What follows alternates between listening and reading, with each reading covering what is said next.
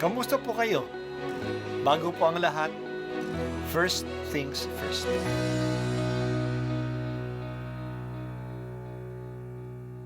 Good morning po. Sinisimulan po natin ngayon ang first things first.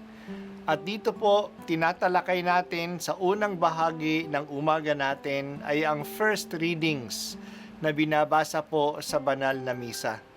Ito pong tinatalakay natin kasi madalas po kasi marami na tayong alam tungkol sa gospel readings. Pero konti po ang nagsasalita sa first readings. Pero ang first readings, bahagi din po yan ng Biblia, ng banal na kasulatan. Kaya susubaybayan po natin ang mga first readings, basahin po natin at kuminsan kailangan ng basahin ng 2 o 3 beses bago maintindihan kasi hindi po tayo familiar sa mga istorya at sa mga kaisipan na tinatalakay dito. Ang pagbasa mula sa sulat ni Apostol San Pablo sa mga taga-Roma. Mga kapatid, hindi nag-alinlangan si Abraham sa pangako ng Diyos, kundi lalo siyang tumibay sa pananalig at pinuri niya ang Diyos. Lubos siyang nanalig na matutupad ng Diyos ang kaniyang pangako.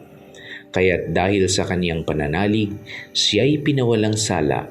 Ngunit ang salitang pinawalang sala ay hindi lamang para sa kanya, kundi para sa ating lahat.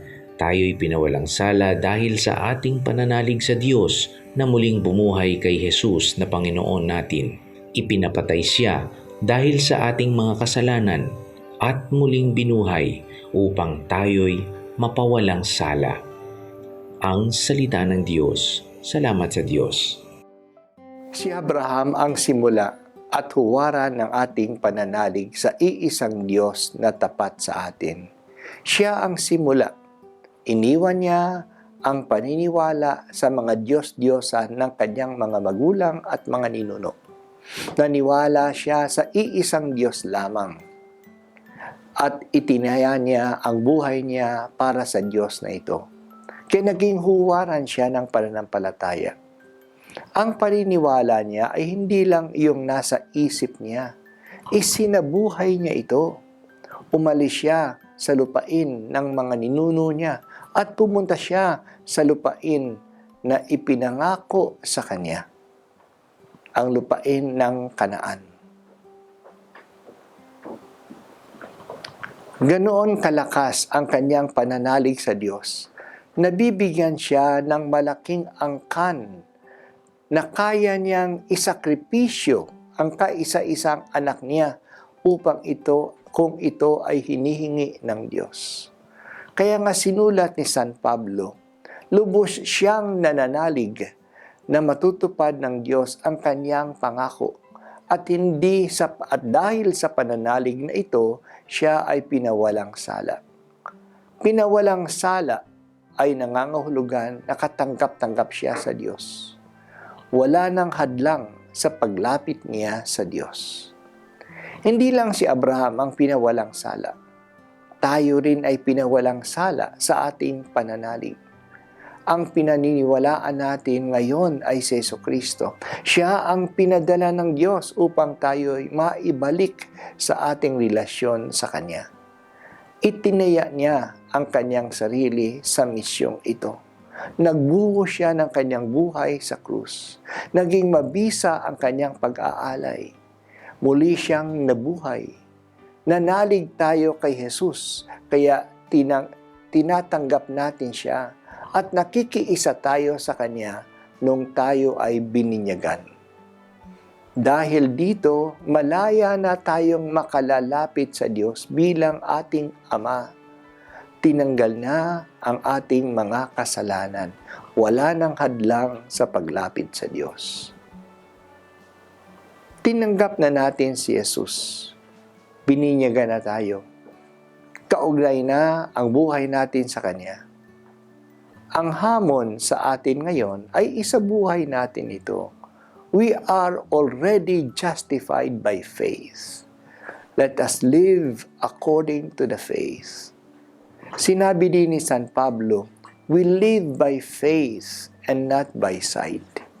Hindi lang ang mga bagay sa mundong ito ang pinahahalagahan natin. Mas pinahahalagahan natin ang mga bagay ng Espiritu. Let us live the spiritual realities. Ang pinakatukso sa atin ngayon ay maging materialistic lamang tayo. Ang pagpapahalaga lang sa mga bagay na nakikita natin, nahahawakan natin, ang mga ito lang ang nagpapasaya sa atin. Ito na lang ang hinahanap natin. Yan yung materialism. Pero napakaraming mga spiritual realities na kailangan natin sa buhay. Hindi material tulad ng pag-ibig, pagpapatawad, ang karunungan, ang pagkakaibigan, ang pagkakaisa. Hindi ito nahihipo ng ating katawan, ng ating kamay. Pero bahagi din ito ng buhay na dapat din pahalagahan. Gawin mo kami, Panginoon, na maging sensitive sa mga espiritual na katotohanan ng aming buhay at pahalagahan ang mga ito. Kilalanin po sana namin na ang lahat ng material na bagay ay lilipas. Kaya hindi namin maaring itaya ang aming sarili sa mga material na bagay lamang. Ito po ang unang pagbasa at ako po ay si Bishop Broderick Pabilio dito sa First Things First.